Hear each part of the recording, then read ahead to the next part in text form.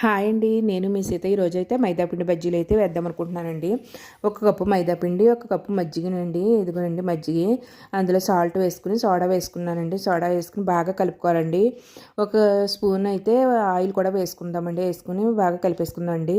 ఇప్పుడైతే మైదాపిండిని కూడా వేసి కొంచెం వాటర్ వేసి బాగా కలుపుకుందామండి. ఇలా గట్టిగా ఇలా కలిపితే మీకు స్మూత్గా వస్తుందండి. ఇప్పుడు పచ్చిమిర్చి, అల్లం, కరివేపాకు, కొత్తిమీర, జీలకర్ర వేద్దామండి. వేసి బాగా కలుపుకొని పక్కన అయితే పెట్టుకుందామండి. ఇప్పుడైతే బాండీ పెట్టుకొని ఇప్పుడు ఇలాగ నీళ్ళు తడి చేసుకునండి చేతికి ఇలాగా మనం బజ్జీల కింద అయితే వేసుకుందామండి. చాలా స్మూత్గా వస్తాయండి బజ్జీలు కూడా. మీకు పిండి కానీ లూజ్ అవుతే ఇంకొంచెం మైదా పిండి అయితే కలుపుకోండి. చాలా బాగుంటాయండి బజ్జీలు, చాలా టేస్ట్గా అయితే ఉంటాయి. మీరు ఇలా ట్రై చేసి నాకు కామెంట్లో చెప్పండి ఎలా ఉన్నాయన్నాయని. ఇలా నా వీడియో కనుక నచ్చితే please subscribe my channel, like చేయండి, షేర్ చేయండి, కామెంట్ చేయండి.